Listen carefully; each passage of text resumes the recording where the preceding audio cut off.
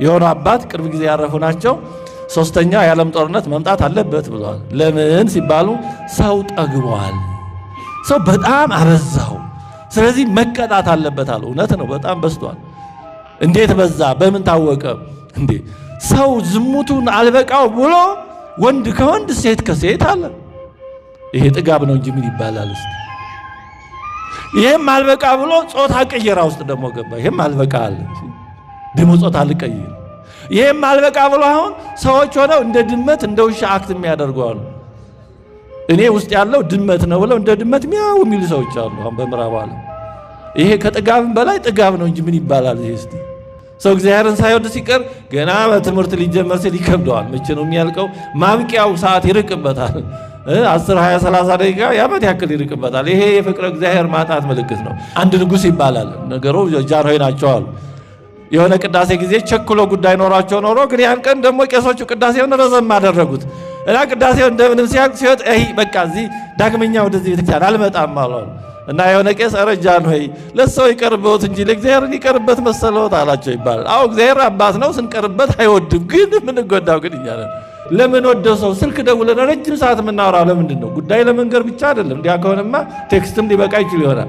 ለምንድን ነው ሰው በረጅም ሰዓት ከሚወደው ሰው ጋር የሚያወራው? ድምፁን መስማት መነጋገር ደስ ስለሚያሰኝ ነው አለ።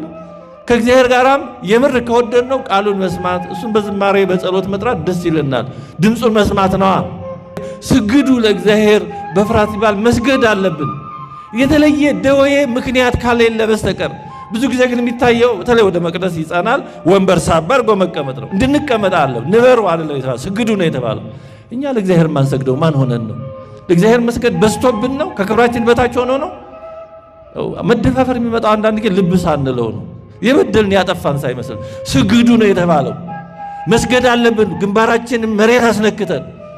ይህ ጤና ችግር ካለ እንኳን አይደለም መቀመጥ ተኝቶ ማስቀደስ ይቻላል። እግዚአብሔር ከአቅማችን በላይ የሚጠብቅ አስጨናቂ አምላክ አይደለም። እየቻልን ግን አለማድረግ እውነቱ እግዚአብሔርን ማቀለል እንዳይሆን እንደውም ብዙ ጊዜ በሌሎች ሐዘን ማላገጥ የሌሎችን ሐዘን የራስ አድርጎ አለማሰብ እግዚአብሔር በእኛ ላይ እንዲገባን እንድንቀምሰው ሊያነሳሳው ሊገፋፋው ይችላል። ስለዚህ በእኛ ላይ ሲደርስ ወይኔ እንዲኖረዋል እንደዛ ሰዎች የተቸገሩት ማለት የለብንም። ያም ሰው እኛ ነን። አንድ እኮ ነው፣ ባህሪያችን አንድ ነው። በተለያየ ስጋ ተጠቀለልን እንጂ ያው አንድ እኮ አዳማዊ ነው። እኛን የሚያስደስተን ሰው ያንም ሰው ያስደስተዋል። እኛን የሚያሳዝነን ሰው ያንም ሰው ያሳዝናል። ያን ሰው ያሳዘነው እኛንም ያሳዝነናል። ብዙ ወገኖቻችን ብዙ ነገር ለቤተክርስቲያን አድርገው ምን ብለው ድንገት ጥፍት የሚሉት በሆነ ነገር ደንግጠው ከቤተክርስቲያን ተሰናክለው የሚቀሩት ቃል እግዚአብሔር ውስጣቸው ስለሌለ ነው። ሳይማሩ በልማድ በዘፈቀደ በአጋጣሚ ስለሚያደርጉት የሆነ ነገር ኮሽ ሲል ድንግጥ ብለው ላይመለሱ ይጠፋሉ። በዚህ ዓለም ላይ የምንሰማቸው የምናያቸውም በጣም ጆሮን ጭው የሚያደርጉ ልብን የሚያደሙ ብዙ ግፎች አሉ። በዚህ ቅጽበት እንኳን በምድር ላይ ስንት ግፍ እየተፈጸመ ይሆናል። አንዱ ጉልበተኛው ደካማውን ዘመን የሰጠው ዘመን የከዳውን ያሳድደዋል፣ ያፈናቅለዋል፣ አለፍ ሲልም ሊገድለው ይችላል፣ ሊያስረው፣ ሊያሰቃየው፣ ንብረቱን ሊቀማው ይችላል ይሆናል። ምድራችን ከጥንት ጀምሮ በግፍ የተሞላች ናት። ከቃየልና ከአቤል ወንድማማቾች ጀምሮ ምድራችን በደም በግፍ የተሞላች ናት። ይሄ ዛሬ የጀመረ አይደለም፣ በዚህ ሺህ ዘመን የመጣ አይደለም፣ የነበረ ነው። ደጋጎች እንደነበሩ ምድራችን ላይ ክፉዎች ነበሩ። የዋሆች እንደነበሩ ተንኮለኞች መሰሪዎች ነበሩ። ስለዚህ ምድራችን በግፍ የተሞላች ናት። እውነት እንዲኖር ሰላም እንዲኖር ፍትህ ያስፈልጋል። ያለ ፍትህ ሰላም ሊኖር አይችልም በጭራሽ። ሰላምን የሚያጸናው ፍትህ ነው። አሁን እኔ በማውቀው በገጠሩ ማህበረሰብ የበደለን ሰው ሽማግሌዎች ይሰበሰቡና አይተው መዝነው የሆነ ይፈርዳሉ። ለምሳሌ ወይ 10 ጋን ጠላ 10 ድፎ ዳቦ ሙጌራ ነው በገጠር የሚባለው እንደየ አካባቢው እንደዚህ ብለው ይፈርዳሉ። ወይ 20 ምናምን ብለው ከዛ ደግሞ ግማሹ ለሽማግሌ ትተናል ይላል። የሚፈለገው ፍትሁ ነው። ፍትህ ያስፈልጋል እንጂ በቃ ተው ይቅርበል ተብሎ እንደዚህ ባለው ሁኔታ ሰላም አይጸናም። ፍትህ ይፈልጋል። ይሄ እውነተኛ ኦርቶዶክስ አስተምሮ ነው እንጂ ዝም ብሎ አይሆንም። እንደዛ ሆኖ ማያውቅም። መጽሐፍ ቅዱሳዊም አይደለም። የሆነ ሰው በሆነ መከራ በሆነ ፈተና ላይ ወድቆ ብናይ አይ ኃጢአተኛ ቢሆን ነው፣ ክፉ ቢሆን ነው፣ ተንኮለኛ ቢሆን ነው፣ መሰሪ ቢሆን ነው፣ አስመሳይ ቢሆን ነው ወዘተርፈ ብለን እንዳንፈርድበት። ኢዮብ ሊሆን ይችላል ያ ሰው ታላቅ የእግዚአብሔር ሰው ሊሆን ይችላል። እግዚአብሔር እንደ ኢዮብ ለክብር እያጠራው እየሰነገለው እየወለወለው ሊሆን ይችላል። ብዙ ሰው ለመካድ በጣም ሰበብ የሚፈልግ ሰው አለ። ከቤተክርስቲያን ለመቅረት በጣም ሰበብ የሚፈልግ ብዙ ሰው አለ።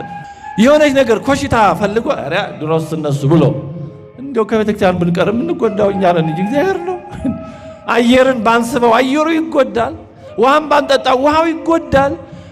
እንኳን እኛ ሰዎች ገና ምንነታችን ያልታወቀ እልፍ አእላፋት መላእክት እነ ቅዱስ ሚካኤል እነ ቅዱስ ገብርኤል ቢተውት የሚጎዱት እነሱ እንጂ እግዚአብሔር አይደለም። የምንጎዳው እኛ ነን። ግን ብዙ ሰው በሆነ መንገድ ከቤተክርስቲያን ለመቅረት በቃ በቤተክርስቲያን ላይ የማይገባ ነገር ለመናገር በጣም ሰበብ ኮሽታ የሚጠብቅ ብዙ ሰው አለ። ለሆነ ሰው የሚጠቅመው ምን እንደሆነ የሚያውቀው እግዚአብሔር ነው። እኛ መርዳት የምንችለው መርዳት አለብን። አይ ጸጋው ይሄ ነው ብለን መተው የለብንም። የታመመ ሰው ብናይ ጸጋው ነው ብለን መተው የለብንም። አናቅም። እኛ የቸገረው የተራበ ሰው ብናይ ጸጋው ይሄ ነው አንልም፣ አናቅም። መርዳት ነው ያለብን። የታዘዘው እንደዛ ነው። በስመ አብ ወወልድ ወመንፈስ ቅዱስ አሐዱ አምላክ አሜን። በሚኖረን ጊዜ የምንማርበት የትምህርታችን ርዕስ ኢትኩን ፈድፋደ ጻድቅ እጅግም ጻድቅ አትሁን የሚል ነው። ይህን ቃል የምናገኘው በመጽሐፈ መክብብ ምዕራፍ 7 ቁጥር 16 ላይ ነው። መጽሐፈ መክብብ እንደሚታወቀው የፍልስፍና መጽሐፍ ነው። ፍልስፍና ኃጢአት አይደለም። ኃጢአት የሚሆነው ሲበላሽ ነው። ማንኛውም መልካም ነገር ሁሉ ከእግዚአብሔር የተገኘ ነው። አላግባብ ከተጠቀሙት ግን ማንኛውም ነገር ይበላሻል። ምግብም አላግባብ ከሆነ ጊዜው ካለፈ ይበላሻል። ግን መበላሸቱ ካያያዝ ችግር እንጂ ምግብ በራሱ ክፉ ሆኖ አይደለም። ልክ እንደዚህ ሁሉ ፍልስፍና ማለት ጥበብን መውደድ ነው። ጥበብ ማለት እግዚአብሔር ነው። ጥበብ መድኃኒነ ውእቱ፣ ጥበብ መድኃኒታችን ነው። ጥበብ ወንጌል ነው። ጥበብ ክርስትና ነው። ጥበብ የዚህን ዓለም ኃላፊነት መረዳት ነው። ግን በተቃራኒው ሲሆን ደግሞ ጅል ጥበብ ይሆናል። ያኔ ነው ፍልስፍና መጥፎ የሚሆነው እና መጽሐፈ መክብብ የፍልስፍና መጽሐፍ ነው። በመጽሐፈ መክብብ ያሉ ሐሳቦችን ለመረዳት ደግሞ ጥንቃቄ ይፈልጋል። ምክንያቱም እያንዳንዱ መጽሐፍ የየራሱ ጠባይ አለው።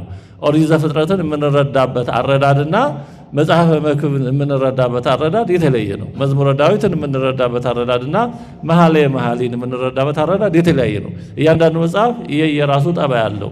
መጽሐፍ ቅዱስ የብዙ መጽሐፍት ህብረ መጽሐፍት የሆነው ለዚህ ነው። እኛ 81 የምንለው ማለት ነው። አሁን በዚህ ዓለም ያሉ ፍጥረታት እንኳን የየራሳቸው ጠባይ አላቸው። እጽዋት የእያንዳንዳቸው ጠባይ አላቸው። ጤፎ የራሱ ጠባይ አለው። ስንዴው፣ ባቄላው ሌላው ለመድኃኒት የሚሆነው እያንዳንዱ የራሱ ጠባይ አለው። እንስሳትም አራዊትም እያንዳንዳቸው የራሳቸው ጠባይ አላቸው። የጋራ ደግሞ ጠባይ አላቸው። ሰዎች እኛም ሰው በመሆን አንድ ነን። አዳማዊ በመሆን አንድ ነን። ሁላችንም ከአዳም የተፈለቀቅን ነን። ግን ደግሞ እያንዳንዳችን የራሳችን ጠባይ አለን። ቅዱሳት መጽሐፍትም እንደዛ ናቸው። የእግዚአብሔር እስትንፋስ በመሆናቸው አንድ ናቸው። ያን የእግዚአብሔርን ሐሳብ ለኛ የሚያስተላልፉበት መንገድ ግን እንደየመጽሐፍቱ ይለያያል። ስለዚህ መጽሐፈ መክብብ ላይ ያሉ ሐሳቦችን ለመረዳት የተጻፈበትን ምንነት የመጽሐፉን ጠባይ መረዳት አስፈላጊ ነው። አለዛ በተለይ እንደ መጽሐፈ መክብብ ያሉ መጽሐፍት ዝም ብሎ ሮጦ እጅ እንደተገኘ የሚዘገኑ ታፍሰው የሚቃሙ አይነት አይደሉም። ፍልስፍናው ይዘት አላቸው። ጠቢቡ ሰለሞን በራሱ ሕይወት ከደረሰበት በኋላ ለትምህርት እንዲሆን ከምልሰቱ በኋላ የንስሐው የመረዳቱ የማስተዋሉ መጽሐፍ ነው። ለዚህ ነው መጽሐፉ ብዙ ነገሮችን ያመጣና ሁሉ ከንቱ የከንቱ ከንቱ ነፋስን እንደመከተል ነው የሚለው። እንዲያውም ጠቢቡ ሰለሞን ስልጣኑም ሀብቱም ስለነበረው ደስታ ይገኝበታል ያለውን ነገር ሁሉ ሞክሮታል። ግን በዛ ሁሉ ደስታ ሳይሆን ጸጸትን ነው ያገኘው። ስለዚህ ትውልድ ይዳን በእኛ ይብቃ እንደሚባለው እንደ እኔ ብትሆኑ እኔ በሄድኩበት ብትሄዱ ጸጸትን እንጂ ደስታን አታገኙም ብሎ ለትምህርት የጻፈው መጽሐፍ ነው። ስለዚህ ነው በዚህ መጽሐፍ እጅግም ጻድቅ አትሁን የሚል ተግባራዊ ትምህርት የሰጠው። ይሄ ተግባራዊ ክርስትና ይባላል፣ ወይም ፕራክቲካል ቴዎሎጂ ይባላል። በተግባር ከሚታየው በተግባር ከሚሆነው የሚሰጥ ትምህርት ማለት ነው። እና ጠቢቡ እጅግም ጻድቅ አትሁን ሲል ምን ማለት ነው?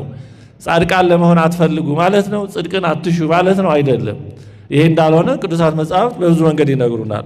መዝሙር 10 ቁጥር 7 ላይ እስመ ጻድቅ እግዚአብሔር ወጽድቅ አፍቀረ፣ እግዚአብሔር ጻድቅ ነው ጽድቅንም ይወዳል ይላል። ጻድቅ ማለት እውነተኛ ማለት ነው። እግዚአብሔር እውነተኛ ሳይሆን ራሱ እውነትም ነው። ስለዚህ እግዚአብሔር እውነት ነው፣ እውነተኛ ነው፣ እውነትን ይወዳል። ስለዚህ እውነትን መፈለግ ጽድቅን መፈለግ አምላካዊ ተግባር ነው እንጂ የተከለከለ የሚነቀፍ ተግባር አይደለም። ዮሐንስ 14:21 ላይም ጌታችን የሚወደኝ ቢኖር ትእዛዜን ይጠብቃል፣ እኔም ወደ እርሱ እመጣለሁ፣ አባቴም ወደ እርሱ ይመጣል፣ እንወደዋለን ብሏል። ስለዚህ ትእዛዙን መጠበቅ እግዚአብሔር እንደምንወድበት የምንገልጥበት ተግባራዊ መንገድ ነው። ተግባራዊ መንገድ ነው።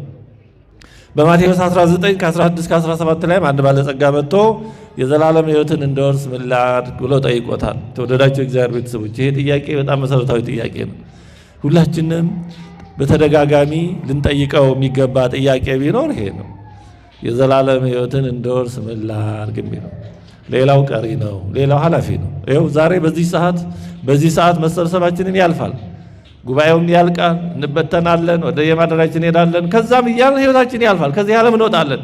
ግን ያኔ እንዴት ነው መዳረሻችን? የት ነው አኗኗራችን? እንደው በቸርነቱ መንግስቱን ለማውረስ እንደው በሚያዘጋጅ ሁኔታ ለምሕረቱ እንኳን ምክንያት በሚሆን ሁኔታ ነው ወይ የሚለውን ሁሌ መጠየቅ ያስፈልጋል። በጣም ጥሩ ነው። እንደዚህ ባለ ጉባኤ በሚዘጋጅበት ጊዜ በእውነቱ ልትማሩ የምትመጡ ትመሰገናላችሁ። የሚጠቅመው ለእኛ ቢሆንም ግን ደግሞ ተገቢ ነው። እውነት መልካምን ነገር መልካም ማለት ተገቢ ነው። ቃል እግዚአብሔርን ለመስማት መቅረብ ከመስዋዕት ሁሉ ይበልጣል። መጽሐፈ መክብብ ላይ ጠቢቡ ሰለሞን እንዳለው የእግዚአብሔርን ቃል ለመስማት መቅረብ ከሰነፎች መስዋዕት ይበልጣል ይላል። ሰነፎች መስዋዕት ቢያቀርቡ ለምን እንደሚያደርጉ ስለማያውቁ አይጠቀሙበትም፣ ሊሰናከሉበትም ይችላሉ። የእግዚአብሔርን ቃል መስማት ግን መንገድ ነው። ምኑን ለምን እንደምናደርገው ሁሉ መረዳት ስለሆነ ማስተዋል ባለበት እስከ መጨረሻው የመዝለቅ እስከ መጨረሻው የመጽናት እድል በጣም ሰፊ ነው። ብዙ ወገኖቻችን ብዙ ነገር ለቤተክርስቲያን አድርገው ምን ብለው ድንገት ጥፍት የሚሉት በሆነ ነገር ደንግጠው ከቤተክርስቲያን ተሰናክለው የሚቀሩት ቃል እግዚአብሔር ውስጣቸው ስለሌለ ነው። ሳይማሩ በልማድ በዘፈቀደ በአጋጣሚ ስለሚያደርጉት የሆነ ነገር ኮሽ ሲል ድንግጥ ብለው ላይመለሱ ይጠፋሉ። የእግዚአብሔርን ቃል መጎዝጎዝ፣ የእግዚአብሔርን ቃል በደንብ አድርጎ ማዋሃድ በጣም ተገቢ ነው። ፈተና ሲመጣ የሚረዳን እንድንሻገር እንድናልፍ ከውስጥ ሆኖ የሚሰራው የእግዚአብሔር ቃል ውስጥ ሲኖር ነው። በባዶ ሆድ ከባድ በሬ ምንድነው በሬ የሚስበው በአንጀቱ እንጂ በአንገቱ አይደለም ይባላል በገጠር። ቀንበር ተሸክሞ የሚጓዘው በሬ ቀንበሩን ተሸክሞ ሲጎተት የሚታየው በአንገቱ ነው፣ ግን የሚስበው በአንጀቱ ነው። ማለት ካልበላ አንገቱ ብቻ አይጎትትም ነው። ምን ማለት ነው? ፈተና ሲመጣ እንድንሻገር የሚረዳን ውስጣችን ቃል እግዚአብሔር ሲኖር ነው። አለዛ እንዲሁ ዝም ብሎ በዓላት ሲሆኑ ነጠላ እየለበሱ አንዳንዴ ብቅ ማለት ውስጥ ባዶ ከሆነ የሆነ ነገር ኮስ ሲል ደንግጦ የመጥፋት እድሉ ሰፊ ነው። እና ይሄን ያነሳሁት ቃል እግዚአብሔርን ለመስማት የእናንተ መምጣት በጣም ደስ የሚያሰኝ ስለሆነ እውነት በጣም መልካም ነው። ይሄንን መልካም ተግባራችሁን አታቋርጡ። ቃል እግዚአብሔር መስማት በጣም ትልቅ ነገር ነው። አሁን በዚህ ሰዓት ቃሉን ስንሰማ እሱን ስናመሰግን ከእሱ ጋር እየተዋሃድን ነው። እንዴ ለምን ወደው ሰው ስልክ ደውለን ረጅም ሰዓት የምናወራው ለምንድን ነው? ጉዳይ ለመንገር ብቻ አይደለም። እንዲያ ከሆነማ ቴክስትም ሊበቃ ይችል ይሆናል። ለምንድን ነው ሰው በረጅም ሰዓት ከሚወደው ሰው ጋር የሚያወራው? ድምፁን መስማት መነጋገር ደስ ስለሚያሰኝ ነው አለ። ከእግዚአብሔር ጋራም የምር ከወደድ ነው ቃሉን መስማት፣ እሱን በዝማሬ በጸሎት መጥራት ደስ ይለናል። ድምፁን መስማት ነዋ። ካልወደድ ነው ድምፁን ለመስማት ቃሉን ለመስማት ሁሉ ትዕግስት አይኖረንም። ያ የፍቅር ማጣት መገለጫ ነው። ሰው እግዚአብሔርን ሳይወድ ሲቀር ገና ትምህርት ሊጀመር ሲል ይከብደዋል። መቼ ነው የሚያልቀው? ማብቂያው ሰዓት ይርቅበታል። 10፣ 20፣ 30 ደቂቃ የዓመት ያክል ይርቅበታል። ይሄ የፍቅር እግዚአብሔር ማጣት ምልክት ነው። እና ጠቢቡ ሰለሞን ለዚህ ነው ከሰነፎች መስዋዕት ይልቅ ቃሉን መስማት ይበልጣል ያለው። እና ይሄ ሰው ወደ ቤት ለመግባት ምን ላድርግ አለ። ወደ ቤት መግባት ከፈለግ ትእዛዛትን ጠብቅ ነው ያለው። ስለዚህ ትእዛዛቱን መጠበቅ አስፈላጊ ነው። ማቴዎስ 6:33 ላይም መንግስቱንና ጽድቁን አስቀድማችሁ ፈልጉ ብሏል። ማቴዎስ 5:48 ላይም የሰማይ አባታችሁ ፍጹም እንደሆነ እናንተ ፍጹማን ሁኑ ብሏል። መዝሙር 44 ቁጥር 7 ላይም ጽድቀ አፍቀርከ ወአመፃ ጸላይከ፣ አፍቀርከ ጽድቀ ወአመፃ ጸላይከ ተብሏል። ጽድቅን ወደድክ፣ አመፃን፣ ነውርን፣ ሐሰትን ጠላ ተብሏል። ስለዚህ እግዚአብሔር ጽድቅን ይወዳል ነው። ስለዚህ እጅግም ጻድቅ አትሁን ማለት እግዚአብሔር ጽድቅን አይወድም ወይም ጻድቅ ለመሆን አትድከም ማለት አይደለም። እንዲያውም ጌታችን በአንቀጸ ብፁዓን ትምህርቱ ማቴዎስ 5:6 ላይ ጽድቅን የሚራቡና የሚጠሙ ብፁዓን ናቸው ይጠግባሉና ብሏል። ጽድቅን መራብ ያስፈልጋል። ጽድቅን መጠማት ምን ማለት ነው? ጽድቅን መራብ፣ ጽድቅን መጠማት እግዚአብሔርን በንጽህና በቅድስና በእውነት ማገልገል ይገባ ነበር፣ እኔ ግን ለዛ አልበቃሁም ብሎ ማዘን መቆርቆር ተገቢ ነው። እንዲህ ያለው ሐዘን ተገቢ ሐዘን ነው። እንዲህ ያለው መቆርቆር የሚጠቅም መቆርቆር ነው። ቅዱስ ጳውሎስ ተገቢ የሆነ መንፈሳዊ ሐዘን ብሎ የገለጸው ይህንን ነው። አዎ የቅዱሳንን ተጋድሎ ስንሰማ በስንክሳር በየቀኑ ያሉትን ቅዱሳን ውጣ ውረዳቸውን የታገሱትን መከራ አምላካቸውን ደስ ለማሰኘት ከፍቅሩ የተነሳ ያለፉባቸውን ጎጻጉጽ ከባድ የሆኑ ነገሮች ስናስብ እነሱ ታድለው ፈጣሪያቸው እንዲህ ባለ መንገድ አመሰገኑት፣ አከበሩት። እኔ ግን ከዚህ የራቅኩ ነኝ ብሎ ማዘን መቆርቆር ተገቢ ነው። ጽድቅን መራብ ጽድቅን መጠማት ማለት እንደዚህ ነው። በእውነቱ ምንራበው ምንጠማው እህል ውሃ ብቻ ሊሆን አይገባም። ስለዚህ ምን ለማለት ነው? ጽድቅን ማድረግ ተገቢ መሆኑ በቅዱሳት መጽሐፍ ተደጋግሞ ተጽፏል። ታዲያ እንዲህ ከሆነ እጅግ ጻድቅ አትሁን ማለት ምን ማለት ነው? እጅግ ጻድቅ አትሁን ተብሎ የተነገረ ማሳሰቢያ በዚህ ዓለም ሲሆኑ የምናያቸው ወይም የምንሰማቸው ብዙ አሳዛኝ ነገሮች ሲኖሩ እነዛን በተመለከተ የሚኖረን አረዳድና የሚፈጠርብን ስሜት ጥንቃቄ ያልተለየው በጥንቃቄ የታጀበ እንዲሆን የተነገረ ማሳሰቢያ ነው። በዚህ ዓለም ላይ በወገኖቻችን ላይ በሚደርሱ ማናቸውም ነገሮች በተቻለ መጠን ከሐዘናቸው መሳተፍ ይገባል፣ ከችግራቸው መሳተፍ ይገባል። ቅዱሳት መጻሕፍት ይህንን ይነግሩናል። ቅዱስ ጳውሎስ ዕብራውያን 13:3 ላይ ከእነርሱ ጋር እንደታሰረ ሆናችሁ እስረኞችን አስቡ ይላል። የታሰሩ ወገኖቻችንን ግድኛ መታሰር ሳያስፈልገን እንደታሰርን ሆነን ማሰብ አለብን። ቤተክርስቲያናችን በእንተ ቅድሳት በቅዳሴ ሰዓት ላይ በሚጸለየው በጣም ሁሉን አካታች በሆነ ጸሎት ስለታሰሩት ትጸለያለች፣ ስለተማረኩት ትጸለያለች፣ ስላዘኑ ስለተከዙ ምንም አይጸለይለታል። ስለ ዝናቡ ስለ ወንዙ ውሃ ሁሉ ነው የምትጸለየው። እንደዚህ ጸሎት በቅዳሴ ሰዓት ከልብ መጸለይ አለብን።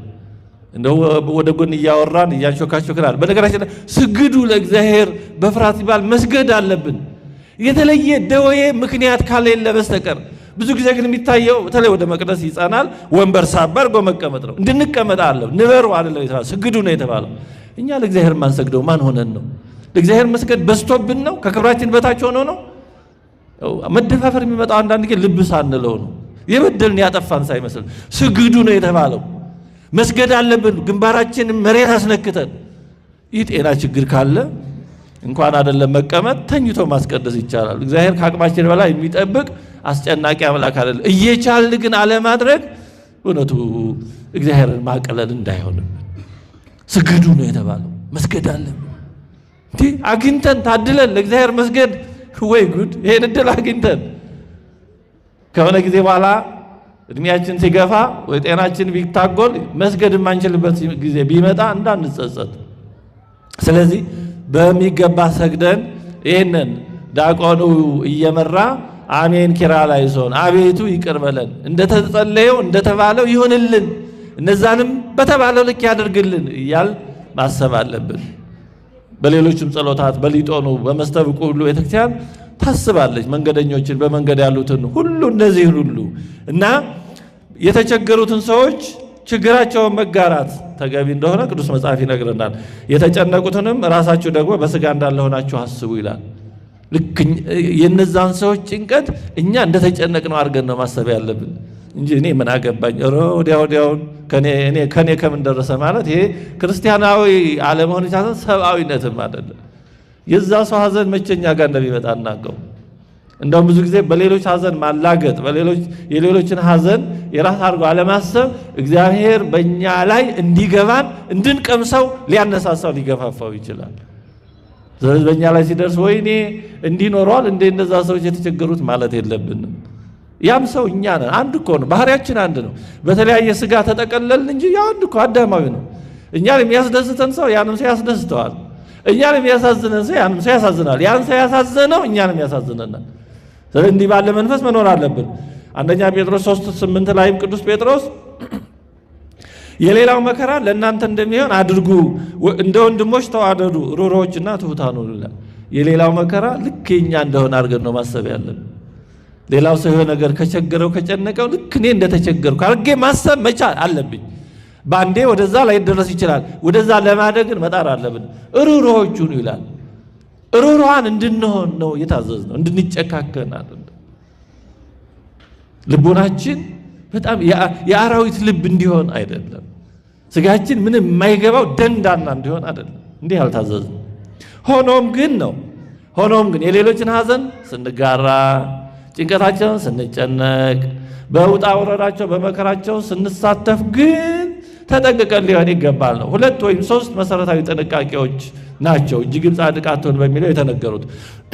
እነሱን ጠቅለል አድርገን አይተን ትምህርታችንን እናጠቃልላለን። አንደኛው ከእግዚአብሔር በላይ አዛኞች የሆንን እንዳይመስለን መጠንቀቅ እንደሚገባን ለማሳሰብ የተነገረ ነው። ለሰዎች ስናዝን የሰዎችን ጭንቀት ስንጋራ ግን ከመጠን አልፈን አይ እግዚአብሔር አሁን ለምን ይሄን ታደርጋለህ? እግዚአብሔር ቢኖር ኖሮ እንዴት እንዲህ ይሆናል? እግዚአብሔር ቢኖር ኖሮ በገሌት ይሄ ይመጣ ነበረ፣ እንዴት እግዚአብሔር በገሌ ላይ ይሄ ሲመጣ ዝም ይላል ወደሚል ከመስመር ያለፈ ከልክ ወዳለፈ ተገቢ ወዳልሆነ ነገር እግዚአብሔርን ወደ መንቀፍ እግዚአብሔርን ወደ መተቸት ሕሊናችን ፈጥኖ እንዳይሄድ አጥር ቅጥር ሆኖ እንዲጠብቀን የተሰጠ አምላካዊ ቃል ነው። ሁሉንም ነገር በመጠን ማድረግ ስለሚገባ እጅግም ጻድቅ አትሁን የተባለው ለዚህ ነው።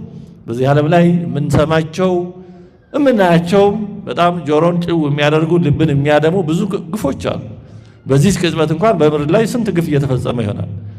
አንዱ ጉልበተኛው ደካማውን ዘመን የሰጠው ዘመን የከዳውን ያሳድደዋል፣ ያፈናቅለዋል፣ አለፍ ሲልም ሊገድለው ይችላል፣ ሊያስረው፣ ሊያሰቃየው፣ ንብረቱን ሊቀማው ይችላል ይሆናል።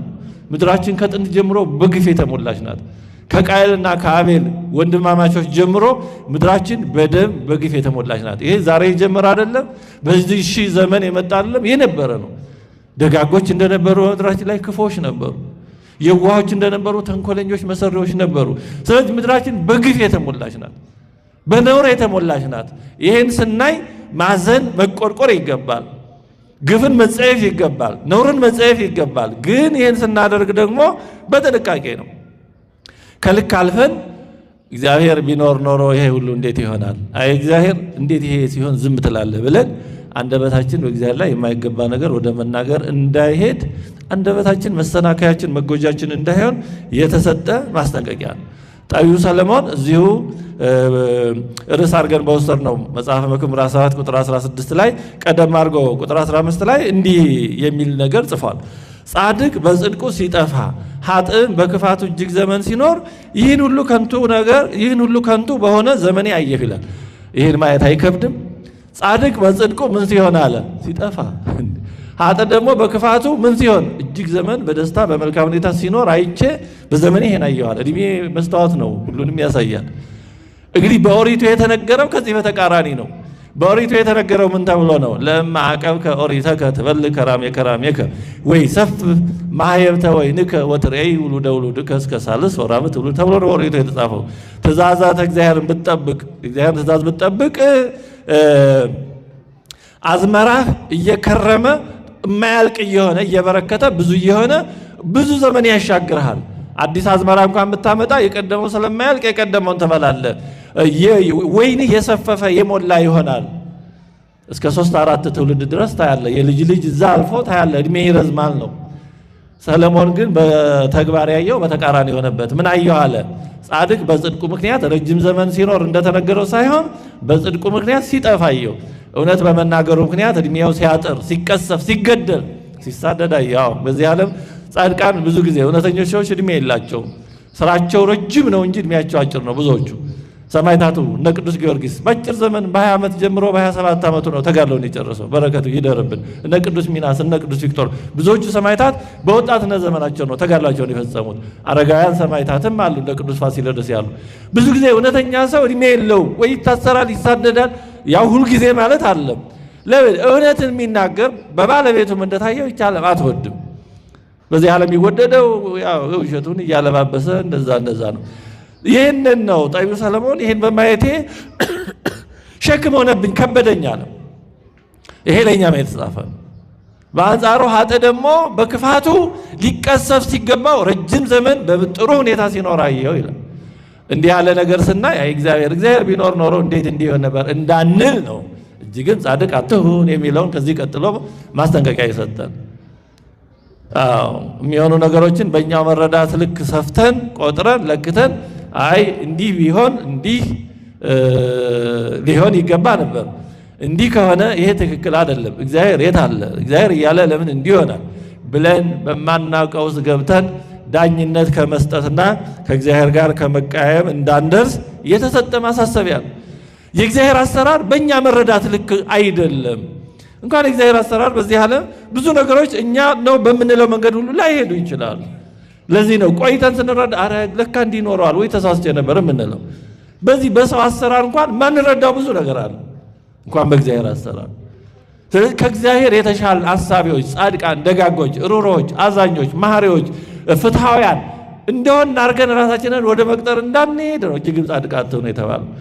ከመጽሐፍ ቅዱስ አንድ ሁለት ማሳያ ላስታውሳችሁ። ሳኦልን እናስታውሰው።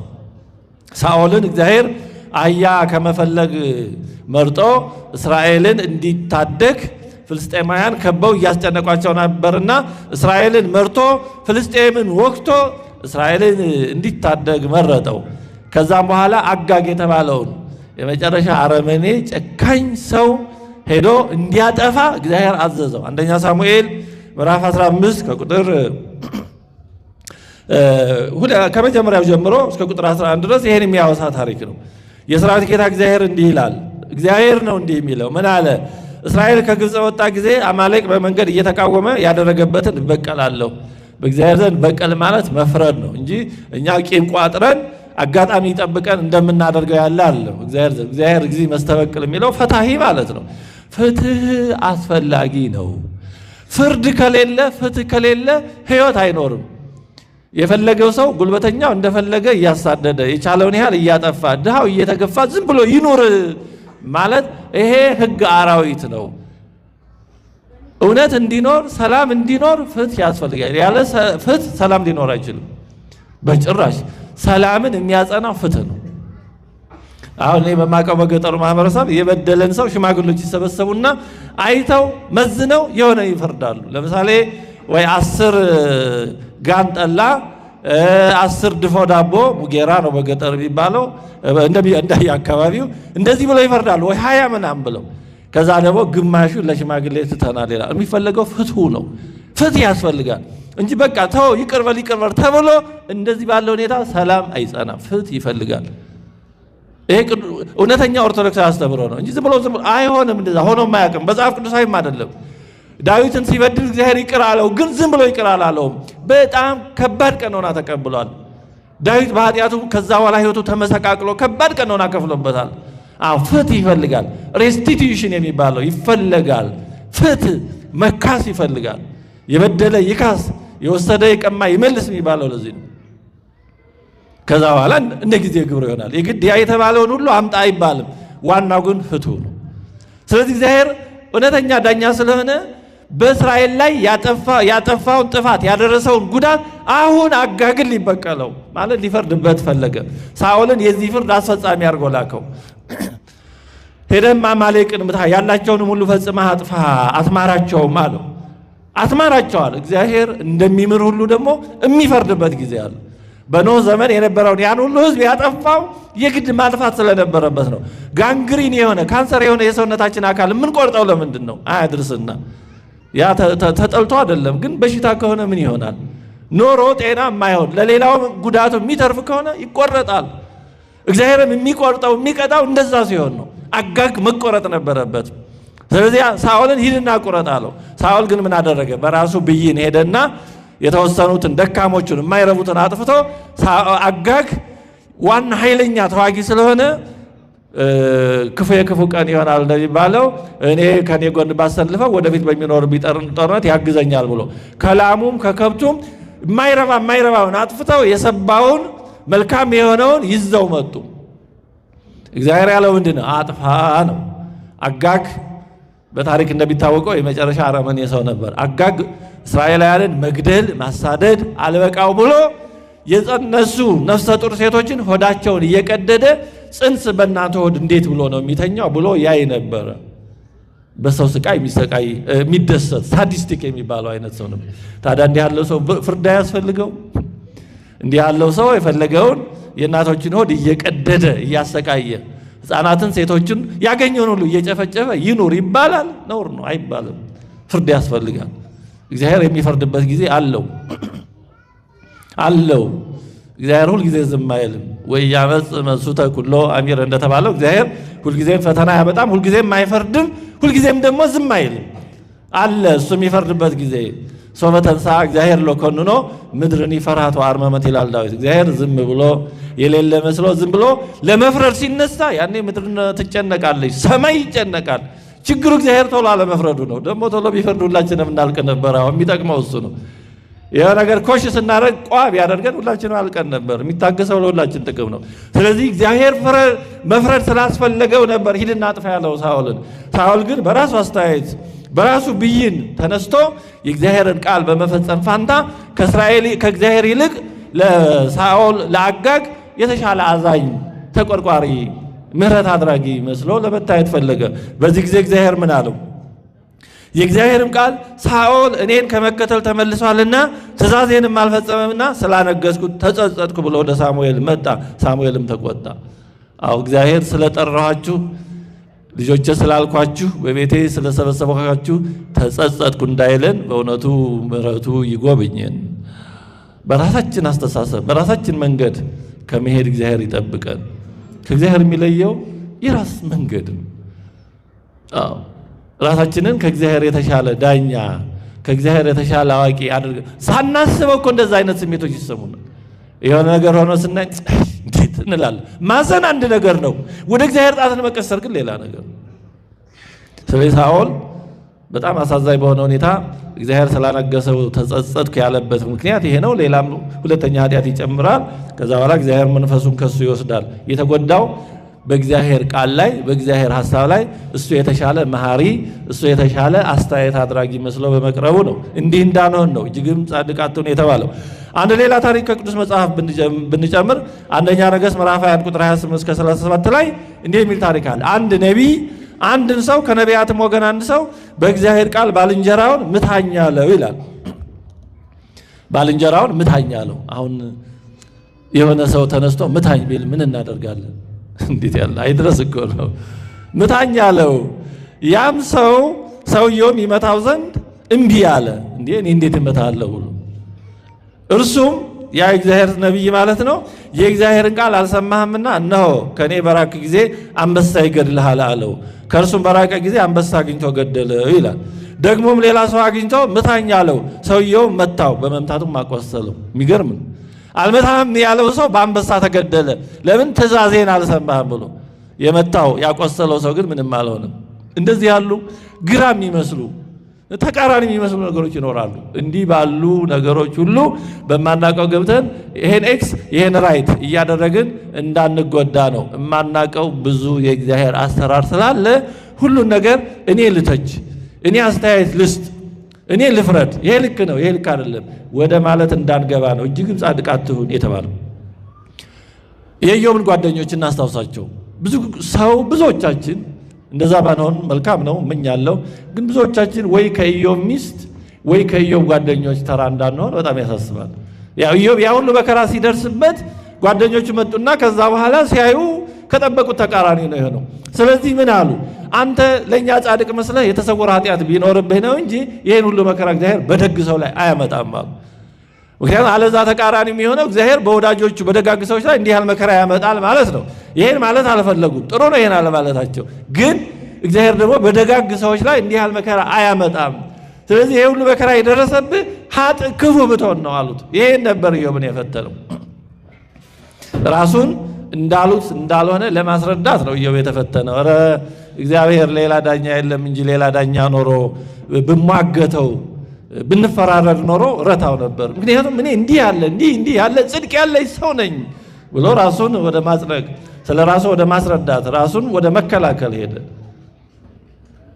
ብዙዎቻችን በኢዮብ ጓደኞች ቦታ እንዳንሆን በጣም ጥንቃቄ ያስፈልጋል። የሆነ ሰው እያስቀደሰ ንስሐ እየገባ ስጋውን ደሙን እየተቀበለ ኪዳን እያደረሰ በተቻለ መጠን ከእግዚአብሔር ጋር ለመኖር ጥረት እያደረገ ኑሮ ባይሳካለት ጤናው ባይጠበቅለት ሌላው ነገርም እንዳተፈለገው በዚህ ዓለም በምናስበው መንገድ ባይሆን ደዌ ቢጸናበት ምን እንላለን?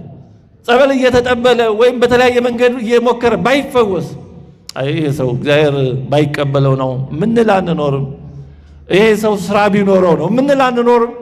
አንዳንድ ሰዎች እንደዛ አሉ። የሆነ ሰው ሊሞት በጣም ደዌ ከጸናበት ጻይር ከጸናበት ይሄ ሰው ስራ ቢኖረው ነው የሚሉ ሰዎች አሉ። ይሄ ሰው ኃጢአተኛ ቢሆን ነው ማለታቸው ነው። እንዲህ እንደሆነ በምን አረጋገጥን? ኢዮብን እናምጣው። እንደዚህ ሲሆን ኢዮብ ያ ሁሉ መከራ የደረሰበት ስራ ኖሮበት ነው አልነበረም። እግዚአብሔር ላወቀው ምክንያት ነው።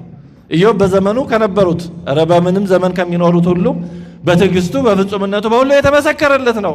ግን ያ ሁሉ መከራ መጥቶበታል። የኢዮብ ጓደኞች ተፈተነው የወደቁት በዚህ ነበር። ኢዮብ እንደሚባለው እንደሚመስለው ጻድቅ ቢሆን ኖሮ ይሁሉ መከራ አይመጣበትም ነበር። ስለዚህ ብለው እሱን ወደ መውቀስ ሄዱ። እንዲህ እንዳንል ነው። የሆነ ሰው በሆነ መከራ በሆነ ፈተና ላይ ወድቆ ብናይ አይ ኃጢአተኛ ቢሆን ነው፣ ክፉ ቢሆን ነው፣ ተንኮለኛ ቢሆን ነው፣ መሰሪ ቢሆን ነው፣ አስመሳይ ቢሆን ነው ወዘተርፈ ብለን እንዳንፈርድበት። ኢዮብ ሊሆን ይችላል ያ ሰው ታላቅ የእግዚአብሔር ሰው ሊሆን ይችላል። እግዚአብሔር እንደ ኢዮብ ለክብር እየጠራው እያጠራው እየሰነገለው እየወለወለው ሊሆን ይችላል። ስለዚህ በማናውቀው ገብተን ከእግዚአብሔርም ጋር ከእግዚአብሔር ወዳጆችም ጋር እንዳንጣላ ነው። እንደ ኢዮብ ወዳጆች እንዳንወቀስ ነው። እግዚአብሔር ለኢዮብ ተገቢውን መልስ ከመለሰ በኋላ ወደ ኢዮብ ጓደኞች ሄዶ እንዲህ አለ። መጽሐፈ ኢዮብ ምዕራፍ 42 ቁጥር 7 እስከ 8 ላይ እግዚአብሔርም ይህን ቃል ለኢዮብ ከተናገረ በኋላ እግዚአብሔር ቴማናዊውን ኤልፋዝን እንደ ባሪያዬ እንደ ኢዮብ ቅንን ነገር ስለኔ አልተናገራችሁምና ቁጣዬ በአንተና በሁለቱ ባልንጀሮች ላይ ነዷል አሉ። እግዚአብሔር ይሰውረን እንዲከሙ ቁጣዬ በአንተና በሁለቱ ባልንጀሮች ላይ ነዷል። ለምን? ስለ እኔ እንደ ኢዮብ ቅን ነገር አልተናገራችሁም። በማያገባችሁ ገብታችሁ ኢዮብን ዘብዝባችሁታል፣ ፈትናችሁታል። እና እንዲህ በማናውቀው ነገር ገብተን አይ እገሌ እንደሚመስለው ቢሆን ኖሮ ይሄ ሁሉ መከራ ይጸናበት ነበር አይ ሰው እኮ እንዳንል ነው። ማን ያውቃል? በማናውቀው ገብተን እንዳንጎዳ ነው። ዮሴፍን ያ ሁሉ መከራ ተደራርቦ አንዱ በአንዱ ላይ የተከታተለ ሲደርስበት በዛን ዘመን ብንኖርና ፍጻሜውን ባናውቅ ኖሮ ምን ነበር የምንለው? ዮሴፍ ስንቅ ይዞ ለሄደ ወንድሞቹ ጠሉት፣ ሸጡት። ስንቅ ይዞ ነው የሄደው። በጲጥፋራ ቤት በቅንነት በታማኝነት በንጽህና ላገለገለ ወደ እስር ቤት ተጣለ። ታዲያ ይሄ ሁሉ ሲሆን ያኔ ብንኖር አይ እግዚአብሔር ለዮሴፍ ያልሆነ አምላክ አንልም? ኧረ ወዲያ ቅንነት ማንን ጠቀመ? ታማኝነት ማንን ጠቀመ? ለዮሴፍም አልሆነ አንልም ነበር ይሆን? አሁን የዮሴፍ ታሪኩ ሂደቱ አልቆ ስላየነው ነው። ዛሬም እንደዚሁ ሂደቱ ያላለቁ ብዙ ነገሮች ይኖራሉ። ተነጣጥለው ፒስ ሚል እንደሚባለው በነጠላ ስናያቸው አይ እግዚአብሔር ሊያሰኙ የሚችሉ እግዚአብሔር ወይ ወዴት አለ ሊያሰኙ የሚችሉ ብዙ ነገሮች ይኖራሉ። እንዲህ ባሉ ነገሮች ፈጥነን በማናውቀው ነገር ገብተን ከፈጣሪያችን ጋር እንዳንቀያየም ነው እጅግም ጻድቅ አትሁን የተባለው። አንድ ባህታዊ ይባላል። በጫካ ውስጥ ሲጋደል በዛ ጫካ አንዲት ቀጭን መንገድ ነበረች እና መጀመሪያ አንድ ሰው መጣ። መሃሏ ላይ ምንጭ አለች። ከምንጯ ጠጣ አድርጎ ተነስቶ ሲሄድ በከረጢት ወርቅ ይዞ ነበር። ወርቁን ጥሎት ሄደ ረስቶት። ከዛ ሁለተኛ ሌላ ሰው መጣ። እዛችው ምንጭ ጠጥቶ ቀና ሲል ያን በከረጢት የተከማቸ ወርቅ አገኘ። እንዴ ይሄማ በዚህ መንገድ ይሄደ ይሆናል ባለቤቱ ቶሎ ልሰወር እንዳያገኘኝ ብሎ ወደ ጫካ ይዞ ጠፋ። ሶስተኛ ሌላ ሰው መጣ። እዛችው ምንጭ ውሃ ጠጥቶ ቁጭ እንዳለ ወርቁን ረስቶ ሄደ። የመጀመሪያው ሰው ተመልሶ መጣና ሶስተኛውን ሰው አገኘው። ወርቄን አምጣ። ኧረ እኔ ገና መምጣቴ ነው፣ ወርቅ የሚባል ነገር አላየሁም። አይ በዚህ ጫካ መንገድ ሌላ የለም፣ የሄደም ሌላም ሰው የለም፣ አንተ ነው የወሰድከው፣ አይተሃል፣ አላየኸውም። ያ የመጀመሪያው ሰው ተበሳጭቶ በገንዘቡ መጥፋት ምክንያት ሶስተኛውን ሰው ገደለው። እና በዚህ ጊዜ ያ ባህታዊ ሁሉንም አይቷልና በጣም ተበሳጨ። ሊክድ በጣም ተንደረደረ። አይ እግዚአብሔር አንተ ብትኖር ኖሮ የመጀመሪያው ሰው ገንዘቡን አላግባብ አጣ፣ ሁለተኛው ሰው አላግባብ የሰው ገንዘብ ይዞ ተሰወረ፣ ሶስተኛው ሰው በማያውቀው ደሙ ፈሰሰ፣ ህይወቱ ጠፋ። ይሄ ሁሉ ሲሆን አንተ የት አለህ? በቃ ያለ የሚሆነው በአጋጣሚ ነው፣ ሰራይ መጋቢ የለም ማለት ነው ብሎ በጣም ለመካድ ተንደረደረ ይላል። ብዙ ሰው ለመካድ በጣም ሰበብ የሚፈልግ ሰው አለ። ከቤተክርስቲያን ለመቅረት በጣም ሰበብ የሚፈልግ ብዙ ሰው አለ። የሆነች ነገር ኮሽታ ፈልጎ አረ ድሮስ እነሱ ብሎ እንደው ከቤተክርስቲያን ብንቀር የምንጎዳው እኛ ነን እንጂ እግዚአብሔር ነው። አየርን ባንስበው አየሩ ይጎዳል፣ ውሃን ባንጠጣው ውሃው ይጎዳል። እንኳን እኛ ሰዎች ገና ምንነታችን ያልታወቀ እልፍ አእላፋት መላእክት እነ ቅዱስ ሚካኤል እነ ቅዱስ ገብርኤል ቢተውት የሚጎዱት እነሱ እንጂ እግዚአብሔር አይደለም። የምንጎዳው እኛ ነን። ግን ብዙ ሰው በሆነ መንገድ ከቤተክርስቲያን ለመቅረት በቃ በቤተክርስቲያን ላይ የማይገባ ነገር ለመናገር በጣም ሰበብ ኮሽታ የሚጠብቅ ብዙ ሰው አለ። እግዚአብሔር በእውነት እንዲህ ካለ መንፈስ ይጠብቀን። በእውነት ምን ጎዳው እኮ እኛ ነን። ለእግዚአብሔር ነው እንደምንቀርበት። አንድ ንጉሥ ይባላል ነገሩ ጃንሆይ ናቸው አሉ። የሆነ ቅዳሴ ጊዜ ቸክሎ ጉዳይ ኖሯቸው ኖሮ ግን ያን ቀን ደግሞ ቄሶቹ ቅዳሴውን ረዘም አደረጉት እና ቅዳሴው እንደምንም ሲወጥ በቃ እዚህ ዳግመኛ ወደዚህ ቤተክርስቲያን አልመጣም አሏል። እና የሆነ ቄስ ረጃን ሆይ ለሰው ይቀርበውት እንጂ ለእግዚአብሔር ይቀርበት መሰለዎት አላቸው ይባላል። አዎ እግዚአብሔር አባት ነው፣ ስንቀርበት አይወድም። ግን ምን ጎዳው? ግን እኛ ነን ምን ጎዳው? እኛ ነን። እና ይሄንን መዘንጋት የለብንም። እና የባህታዊ በጣም ለመካድ በተንደረደረ ጊዜ እግዚአብሔር ቸር ስለሆነ መልአኩን ላከና ጉዳይን አስረዳው። ያ የመጀመሪያው አንተ ንብረቱን አጣ ጠፋበት አላግባብ የምትለው የሰው ገንዘብ ቀምቶ አላግባብ ከብሮ ሲጠቀም የኖረ ሰው ነው። ስለዚህ እግዚአብሔር ንብረቱን እየወሰደበት ነው፣ ጥንቱንም የሱ አልነበረምና። ሁለተኛው ደግሞ የሰው ንብረት አላግባብ ይዞ ጠፋ ያልከው እንደዚህ ንብረቱን አላግባብ በግፍ ተቀምቶ ሲያዝን ሲተክዝ የኖረ ነው። አሁን እግዚአብሔር ንብረቱን እየመለሰለት ነው። ያ ሶስተኛው ደግሞ ደሙ በግፍ ፈሰሰ የምትለው አንተ የሰው ደም በእጁ ነበረ፣ የሰው ሕይወት አጥፍቶ ነበር። አሁን እግዚአብሔር ያን ደሙን እየመለሰ ነው እና አለው መጨረሻ እኔ ፍጥረቴን እኔ በማውቅ ላስተዳድር አንተ ምን ባይነህ ምን አገባ ብሎ ገስጾታል ይባላል። እና እግዚአብሔር ፍጥረቱን እሱ ባወቀ ለሚያስተዳድረው እኛ ምኑንም በማናቀው ገብተን ተቺዎች ነቃፊዎች እንዳንሆን ወደ ጥርጥር ወደ ስተት ከቤተክርስቲያን ከእግዚአብሔር ወደ መራቅ እንዳንሄድ የተሰጠ ማሳሰቢያ ነው።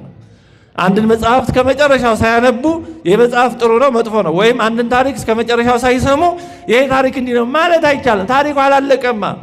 የዮሴፍን ታሪክ ሳያልቅ በፈርዖን ዘንድ ከደረሰበት ክብር ያንን ሳያውቁ በእስር ቤት እስከመቆየበት ወይም ደግሞ በባርነት የተሸጠበትን ብቻ ብናውቅ ስለ ዮሴፍ አላወቅንም። ሙሉውን የሆነች ገጿን ብቻ ነው ያወቅነው። እግዚአብሔርን በሚሰራው ስራ ውስጥ ምኑ ለምን እንዴት እንደሚሆን መጨረሻውን ሁሉ ስለማናቅ አብዛኛውን በማናቀው ገብተን ተቺዎች እንዳንሆን ነው። ሁለተኛው ከዚሁ ጋር የተያያዘ ነው። በግለሰቦች ላይ በማንም ሰው ላይ በሚሆነው ነገር ፈራጅና ተቺ እንዳንሆን ነው። በሆነ ሰው ላይ የሚደርሰው ነገር ወይ በሰውየው ጉድለት፣ ስተት፣ ስንፍናም የመጣ ሊሆን ይችላል። እንደው በእኛ ላይ የሚሆነው ነገር ሁሉ እግዚአብሔር ፈቅዶ ነው አይባልም። ማድረግ የሚገባንን ባለማድረጋችን የሚመጣብን ነገር ይኖራል። ወይም ደግሞ እግዚአብሔር ለዛ ሰው ጥቅም ብሎ እንዲጠቅመው ዋጋ ክብር የሚያገኝበት ምክንያት እንዲሆንለት ብሎ ያደረገውም ሊሆን ይችላል። በዜና አበው እንዲህ ባለ ታሪክ አውሎጊስና አባ ዳንኤል የሚባሉ ሰዎች ይወሳሉ። አባ ዳንኤል በጣም ታላቅ ባህታዊ ነው። የአስቄት ገዳም አባት የነበረ ታላቅ ባህታዊ ነው እና በአንድ ወቅት መንገድ ሲሄድ አውሎጊስ የሚባል ሰው አገኘ እና አውሎጊስ ድንጋይ እየጠረበ ያን ድንጋይ ከመሬት እያወጣ ጠራርቦ እየሸጠ የሚኖር ነው። ሽጦ ለዕለት ምግብ ከምትሆነው ትንሽ ነገር በስተቀር ሌላውን ለችግረኞች ይሰጣል። መጽዋች ነው አውሎጊስ ከነድህነቱ። እና አባ ዳንኤል የአውሎጊስን ሕይወት ሲያይ ወደ እግዚአብሔር አመለከተ። እግዚአብሔር ሆይ ይሄ እኮ አገልጋይህ ብዙ ሀብት ቢኖረው ኖሮ ብዙ ሰዎችን ይረዳ ነበረ። ድንጋይ ሽጦ ከድህነቱ ይሄን ያህል የሚረዳ ከሆነ ሀብት ብትሰጠው ምን ያህል ሰው በረዳ ነበር ብሎ ወደ እግዚአብሔር አመለከተ። ሀብት ስጠው ብሎ እግዚአብሔር ሁሉን ነገር ያውቃልና ይሄ አገልጋይ ኋላ ጠባይ ቢለውጥ ትዋሳለህ፣ ዋስ ትሆናለህ አለ። ኧረ እዋሳለሁ አለ። እሺ ያለው ፈቀደለት። ከዛ በኋላ አውሎጊስ ድንጋይ ሲቆፍር አንድ ጋን ሙሉ ወርቅ አገኘ። እኔ ይህን ምን አደርገዋለሁ ብሎ ወስዶ ለንጉሥ ሰጠ። ንጉሡ ደግሞ ተገረመ። ይህን ሁሉ ወርቅ አግኝቶ አምጥቶ የሚሰጥ ደግ ሰው በዚህ ዘመን ከየት ይገኛል ብሎ ሹመት ሾመው፣ ስልጣን ሰጠው። ከዛ በኋላ ግን ስልጣን ካገኘ በኋላ አውሎጊስ ቀስ በቀስ ያ የቀደመ ደግነቱን ያ የቀደመ መልካም ምግባሩን እየተወ ወደ ሌላ ሕይወት ወደ ተቃራኒው እየተጓዘ መሄድ ጀመረ። አባ ዳንኤል ይህን ሰማ ከወሬ አንድ ቀን እስኪ እርግጡን ለወቅ ከምን ደርሷል ብሎ ሊጠይቀው አውሎጊስን አባ ዳንኤል ሊጠይቀው ቢሄድ እባካችሁ አውሎጊስን አገናኝ ቢል አጃቢዎቹ ጠባቂዎቹ ይሄ ቁርንጮ ለባሽ ከየት የመጣ ነው ብለው ደበደቡት። ይገባኛል በገዛ እጄ ነው ይገባኛል ብሎ እያዘነ ሳለ ሌሊት ራእይ ያያል። ባለቤቱ ክርስቶስ ለስም አጠራሩ ክብር ምስጋና ይግባውና ዙፋኑ ላይ እንደ ዳኛ ተቀምጦ ችሎት ተቀምጦ አውሎጊስን አምጡልኝ መላእክትን ልኮ ይህንን በማያውቀው ገብቶ ወዳጄን አገልጋይን አውሎጊስን አሳጥቶኛልና አባ ዳንኤልን ይዛቸው አስራቸው አምጡልኝ ሲል አባ ዳንኤል ደግሞ ጥፋቱ ታውቆት ፈርቶ ተጨንቆ ተንቀጥቅጦ ሲቆም እመቤታችን በዚህ ጊዜ ከልጇ ከወዳጇ ከመድኃኔዓለም ከኢየሱስ ክርስቶስ ከእግሩ ስር ወድቃ እባክህ አባ ዳንኤልን ማርልኝ ይቅር በለው ባላወቀው ባለማወቅ ነው ያጠፋው እባክህ ይቅርታ አድርግለት ብላ ስትለምን በራእይ አየ። በዚህ ጊዜ ሲነቃ ነገሩ ተረዳውና ፈጣሪ በማላውቀው ገብቻ አጥፍቻለሁ ብሎ ንስሐ ገባ። እግዚአብሔርም ንስሐውን ተቀበለለት። ከዛ በኋላ አውሎጊስን የሾመው ንጉስ ሞተ። አንዱ የሾመውን አንዱ አይወደውምና ቀጣይ የተሾመው ንጉስ አውሎጊስን ለክፋት ለሞት ሲፈልገው አውሎጊስ ሸሽቶ እንደቀደመው ወደ ጥንቱ ወደ ድንጋይ ቁፈራው ተመለሰ። እና ምን ለማለት ነው? ለሆነ ሰው የሚጠቅመው ምን እንደሆነ የሚያውቀው እግዚአብሔር ነው። እኛ መርዳት የምንችለው መርዳት አለብን። አይ ጸጋው ይሄ ነው ብለን መተው የለብንም። የታመመ ሰው ብናይ ጸጋው ነው ብለን መተው የለብንም። አናቅም። እኛ የቸገረው የተራበ ሰው ብናይ ጸጋው ይሄ ነው አንልም፣ አናቅም። መርዳት ነው ያለብን። የታዘዘው እንደዛ ነው። ከዛ ባሻገር ግን ከዛ ባለፈ ያለውን ለእግዚአብሔርና ለዛ ሰው ነው መተው ያለብን። ለሰው የትኛው እንደሚጠቅመው እግዚአብሔር ነው የሚያውቀው። ጤናው ይጥቀመው በሽታው፣ ሀብቱ ይጥቀመው ድህነቱ፣ የትኛው እንደሚጠቅመው እግዚአብሔር ነው የሚያውቀው። ያን ለእግዚአብሔር ነው መተው ያለብን። አልዓዛርንና ባለጸጋውን ነዌ ተብሎ በትውፊት የሚታወቀውን ስናስባቸው እስኪ በህሊናችን ሳላቸው። ባለጸጋው በሀብት በኩል የሞላለት፣ በዘመድ በወገን የተከበበ፣ የልብሱ አይነት የሞላለት፣ የሚበላው የሚጠጣው የሞላ ሁሉ ያለው ሌላ ጠርዝ ላይ ነው። በአንጻሩ ድሃው በሽተኛው አልዓዛር ደግሞ የሚበላው የሌለው፣ ለውሾች ከሚጣለው ፍርፋሪ እንኳን መብላት የሚመኝ ያም ያልተሟላለት፣ ሰው የሌለው፣ ዘመዶቹ የሚጠይቁት ውሾች የሆኑ፣ ሀብት የሌለው፣ ጤና የሌለው፣ ምንም የሌለው ተቃራኒ ነው። ጽንፍና ጽንፍ። ታዲያ እግዚአብሔር አልዓዛርን ያን በሽተኛ እንደዛ ይተው ትቶት ነው? ዘንግቶት ነው? ጠልቶት ነው? አይደለም። እንዲከብር ፈቅዶ ነው።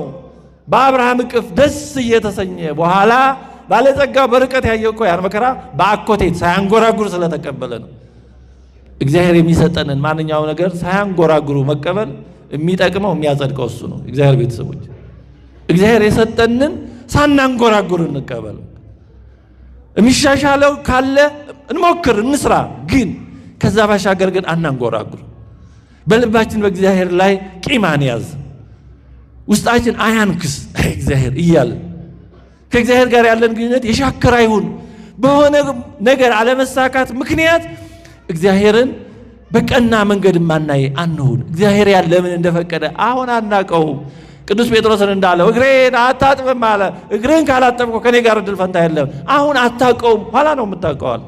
ብዙ ነገሮች እንኳን አናቃቸውም። ለምን እንደሚሆኑ አናቃቸውም። ታላቁ አባ ኪሮስ ሊሞት ሲል አባ ስምዖን የተባለ በዛው የ4 ቀን የ5 ቀን ርቀት የሚኖር ባህታዊና አባ በብኑዳን ጠርቶ አባ ኪሮስ እንደሚሞት እየታመመ ባለ ጊዜ ነፍስ ልትወጣ ባለ ጊዜ ያው መቼም ሞት ነውና ያ አባ ስምዖን የተባለ ባህታዊና አባ በብኑዳ አለቀሱ። ሰው ሲሞት ወጀስ ሊለዚ ሲሆን ምን ይደረግ? እና ጌታችን ተገልጦ ምን አላቸው? እናንተ ስምዖንና በብኑዳ ለምንድነው ወዳጀን ኪሮስን በማጽናናት ፈንታ ልቡን የምታሸብሩት? ለእናንተ ያዘጋጀሁት ክብር ቢገባችሁ ኖሮ እንዲህ ባልሆናችሁ ነበር። ያ ስለማይገባን እኮ ነው። ስለዚህ እንዲህ ባሉ ነገሮች ምኑ ለምን እንደሚሆን ስለማናቅ እግዚአብሔርን ከማመስገን ያለፈ እግዚአብሔርን ወደ ማማት ወደ መንቀፍ እንዳንሄድ ነው። እጅግም ጻድቅ አትሁን የተባለው እግዚአብሔር የሚሰራው ነገር ሁሉ መልካም ነው። እኛ ላንረዳው እንችላል። ስናይ ተቃራኒ ሊመስል ይችላል። አንድ አዝማሪ ይባላል ከሾላ ዛፍ ስር አረፍ ብሎ ወደ ላይ ሲመለከት ሾላው ዛፉ ትልቅ ነው፣ ፍሬው ግን በጣም ትንሽ ነው፣ ጣት የማያክል። ከጎኑ ደግሞ ዱባ ነበር። ዱባ ፍሬው ትልቅ ነው፣ ያ ሐረጉ ግን የተልመሸመሸ ነው። እና ኮመንት አደረገ እግዚአብሔር። እግዚአብሔር አሁን ይሄስ በጎ አይደለም። ይሄን የሚያክል ትልቅ ዛፍ ትንሽ ፍሬ ሰጠ፣ ይሄን ያህል የተልመሸመሸ ደግሞ ትልቅ ፍሬ ያሸከም። በተቃራኒ ቢሆን ጥሩ አልነበረ? ትልቁን ዱባ ፍሬውን ዛፉ ላይ ሾላው ላይ ብትሰቅለው፣ ይሄን የተልመሸመሸውን ደግሞ ትንሿን ፍሬ ሾላውን ብታረግ ፐርፌክት ፍጹም ይሆን ነበር ይመስላል አይደለም? ሎጂካል። እንዲህ ብሎ አስተያየት ሰጥቶ እንቅልፍ ያዘው። እንቅልፍ ሲይዘው ከሾላው ፍሬ አንዷ ወርዳ አፍንጫውን ስትለው የደማ መስሎ ደነገጠ። አፍንጫ ደግሞ ያማል፣ በእርግጥ ማያም ሰውነት የለም። እና ሲያይ የሾላ ፍሬ ናት። አረ በስመ አብ! ትንሿ የሾላ ፍሬ ከላይ ወርዳ ይሄን ያህል ካመሳመመችኝ እኔ የዱባ ፍሬ ቢሆን ኖሮ ዱባ ቢሆን ማናት የተበጥብጦ ነበር። ስለዚህ እንኳን እኔ እንዳልኩት አልሆነ፣ እግዚአብሔር አንተ ያልከው ነው፣ አንተ ያደረከው ነው ጥሩ፣ በዚሁ ቀጥል ብሏል ይባላል። እውነት ብሎም ቢሆን ለምሳሌም የተፈጠረ ታሪክ ቢሆን ግን አስተማሪ ነው። እና ስናያቸው ለኛ የሚመስሉ እንዲህ ቢሆን እንዲሁ እዚህ ላይ የሚያሰኝ ብዙ ነገሮች ይኖራሉ። ግን እውነታው ጠቃሚውና መልካሙ እግዚአብሔር ያደረገው። አንድ ሊቅ ምን ብሏል? እግዚአብሔር ሁሉን ቻይነቱን ለአንድ ቀን ቢሰጠኝ ኖሮ ብዙ ነገር አስተካክል ነበር አለ። እውነቱ ነው። ሁሉን ቻይነቱን ለአንድ ቀን ቢሰጠን ስንት ነገር ማስተካከል ነበር። እኔ ራሱ አያደርገውም እሱም አያደርገው እንጂ ቢሰጠኝ ስንት ነገር አስተካክል ነበር በእኔ ቤት። ምን አለ ያው ሊቀጥሎ ሁሉን አዋቂነትህን ብትጨምርልኝ ግን ሁሉንም ነገር እንዳለ እተው ነበር። ሁሉን አዋቂነት ቢኖረን እግዚአብሔር የሚያደርገውና እየሆነ ያለው ነገር ፐርፌክት ነው። እግዚአብሔር በምን ውስጥ ምን እንደሚሰራ እንኳን አናውቅም። እግዚአብሔር በጦርነት ውስጥ እኮ ሊሰራ ይችላል። እግዚአብሔር በጦርነት ውስጥ ምን እንደሚሰራ እንኳን አናውቅም። አሁን እንደ ወደዛ መግባት ተገቢ ላይሆን ይችላል፣ ግን በኢራን ጦርነት ውስጥ እግዚአብሔር ምን እንደሰራ ምን እናውቃለን? እግዚአብሔር ምን እንደሰራ ምን እናውቃለን? አንድ የሆነ አባት ቅርብ ጊዜ ያረፉ ናቸው። ሶስተኛ የዓለም ጦርነት መምጣት አለበት ብለዋል። ለምን ሲባሉ ሰው ጠግቧል፣ ሰው በጣም አበዛው፣ ስለዚህ መቀጣት አለበት አሉ። እውነት ነው፣ በጣም በዝቷል። እንዴት በዛ? በምን ታወቀ? እንዴ ሰው ዝሙቱን አልበቃው ብሎ ወንድ ከወንድ ሴት ከሴት አለ። ይሄ ጥጋብ ነው እንጂ ምን ይባላል? እስቲ ይሄም አልበቃ ብሎ ጾታ ቅየራ ውስጥ ደግሞ ገባ። ይሄም አልበቃ አለ ደሞ ጾታ ልቀይር። ይሄም አልበቃ ብሎ አሁን ሰዎች ሆነው እንደ ድመት እንደ ውሻ አክት የሚያደርጉ አሉ። እኔ ውስጥ ያለው ድመት ነው ብለው እንደ ድመት ሚያው የሚሉ ሰዎች አሉ አሁን በምዕራብ ዓለም። ይሄ ከጥጋብም በላይ ጥጋብ ነው እንጂ ምን ይባላል? ይሄ እስቲ ጥጋብ ክፉ ነው በጣም ነው። ስለዚህ በጣም ሰው ስላበዛው መቀጣት አለበት አሉ። ልክ ነው አይደለም? አይደለም ጉዳዩን እንጃ። ግን ምን ለማለት ነው? እግዚአብሔር በምን ውስጥ ምን እንደሚሰራ አናውቀውም። ዝም ብለን በጣም በጥቂት እንደ ጥቂት ትምህርት እንደ ጥቂት ዕውቀት ያለ አደገኛ ያለም እንደሚባለው ብለን ኮሽ ባለው ቁጥር እግዚአብሔር እያልን እግዚአብሔር በምን ውስጥ ምን እንደሚሰራ አናውቀው። እግዚአብሔር እንዴት ባለ መንገድ እንደሚሰራ አናውቀው። መዓት በሚመስል መንገድ ውስጥ ይሰራል። መብረቅ ብዙ ጠቀሜታ እንዳለው ታውቁ እንደሆነ አላውቅም። መብረቅ ድምፁ ያስደነግጣል፣ የሆነም አደጋ ይደርሳል። ግን በጣም መብረቅ ብዙ ጠቀሜታ አለ። አሁን ወደዛ አልገባም ጊዜ እንዳልወስድ። ስለዚህ እንዲህ ባለ ሁኔታ ውስጥ በጣም ጠንቃቆች እንድንሆን ነው። እጅግም ጻድቅ አትሁን የተባለው ጊዜ ወሰድ ትምህርታችንን ለማጠቃለል በአጠቃላይ በገድልና በትሩፋትም ላይ መጠነኞች እንድንሆን ነው። ሶስተኛው በጾም በጸሎት በመሳሰለው አስፈላጊ ናቸው። ጾም አስፈላጊ ነው። አሁን ጾም በጣም እየተጎዳ ያለብን ክርስቲያናዊ ተግባር ነው። በጣም ጾም ከብዙ ሰው እየራቀ ነው። አይ እናቴ ሐሳብ የለሽ ጽጌ ጾም ይጨመር ይላል። አብይ ጾምና ዓርብ ረቡዕም በጣም ከባድ ፈተና ላይ ነው። መቼም ከራሱ ውጭ ሌላውን የማያይ ሰው ነው ሐሳብ የሌለው ሰው ምኑ እንደሚባለው ጾም ከባድ ፈተና ላይ ነው ያለው። በጣም ኦርቶዶክሳዊ ጾም ከባድ ፈተና ላይ ነው ያለው። ማተብ ያንጠለጠሉ አረ ከዛም ያለፈ ብዙ ነገር አለ በጾም ላይ ያለ። መጾም ያስፈልጋል፣ ደግሞ በልክም ማድረግ ያስፈልጋል። ጸሎትም ያስፈልጋል በልክ። ሁሉንም ነገር በመጠን አድርግ ይላል። ሰይጣን የሚፈትነን ባለማድረግም መልካም ነገሮችን እንዳናደርግም ሊፈትንና አብዝቶ እንድናደርግም ሊያደርግን ይችላል። ለምን? በሁለቱም ለማጥመድ ነው። ሰይጣን በሁለቱም ያጠምዳል። እንዲያውም አንድ የእግዚአብሔር ሰው ይባላል ሰይጣንን እግዚአብሔር አይኑን ገልጦለት ሁለት ሰዎችን እያየ በአንዱ ይደሰታል፣ በአንዱ ያዝናል። እያየ የሚደሰተው በጣም አጥብቆ የያዘውን ሰው ነው። ጾሙን፣ ጸሎቱን፣ ስግደቱን ክርር ጥብቅ አድርጎ በያዘው ሰው ደስ ይሰኛል። ሁሉንም በልክ አድርጎ ጾሙንም በመጠን ጸሎቱንም በመጠን ስግደቱንም በመጠን ባደረገው ደግሞ ይበሳጫል። እና ያ ሰው ተገረመ። እንዲህ በተቃራኒ ሆነ። አጥብቆ በሚጋደለው ነው ሰይጣን መበሳጨት ያለበት ክፉ እንደመሆኑ። ግን እሱ እየተበሳጨ ያለው አጥብቆ በሚጋደለው ሳይሆን በመጠን በያዘው ነው። እና ለምንድን ነው ብሎ ጠየቀው። ከሰይጣን እውነት አይገኝም፣ ግን አንዳንዴ እግዚአብሔር አንዳንዴ ያናግረዋል። እና ምን አለ ይባላል ሰይጣኑ በዚህ በጣም አጥብቆ በያዘው የምደሰተው ይሰለቸዋል ከሆነ ጊዜ በኋላ በዛ አይቀጥልም። ስለዚህ ቀስ እያለ እየተንሸራተተ እየተወው መጨረሻ ወደ እኔ ነው የሚመጣ፣ ወደ ተስፋ መቁረጥ ይደርሳል። አሁን እስኪ እጃችንን ጥብቅ አድርገን ብንይዘው ከዛ በላይ ማጥበቅ ስለማንችል ከዛ ቀጥሎ ያለን እድል ቀስ እያደረጉ ማላላት ነው። በአንጻሩ አለ ይሄ ቀስ አድርጎ የያዘው ግን በዚሁ ጣዕም እያገኘ እየጣፈጠው እግዚአብሔርም ረድኤቱን ጸጋውን እየጨመረለት ከኔ እየራቀ ወደ እግዚአብሔር እየቀረበ ስለሚጨርስ በዚህ ምክንያት ነው በሳጨው ብሏል ይባላል። እና በመጠን ማድረግ በጣም ተገቢ ነው። በአባቶቻችን ትምህርት በብዙ ነገር የተገለጠ ነው። ወደዛ ዝርዝር አልገባም። ታላቁ አባት ቅዱስ ዮሐንስ ካስያን ከመጠን ያለፈ ነገር ሁሉ ከሰይጣን ነው ብሏል።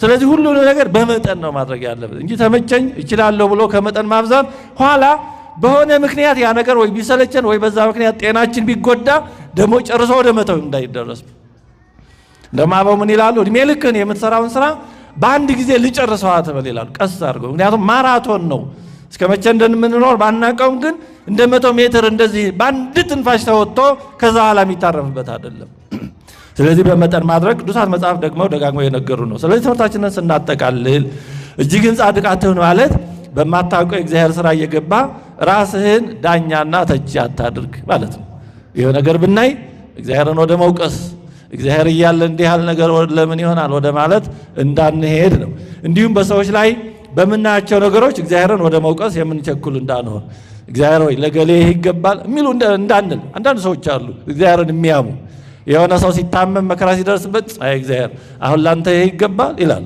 አሁን ላንቺ የሚገባው ይሄ ነው እግዚአብሔርን ያስተማሙ መካር ምንድነው በእናትና ልጅ ይገባል እንደተባለ እንዲህ እንዳንሆን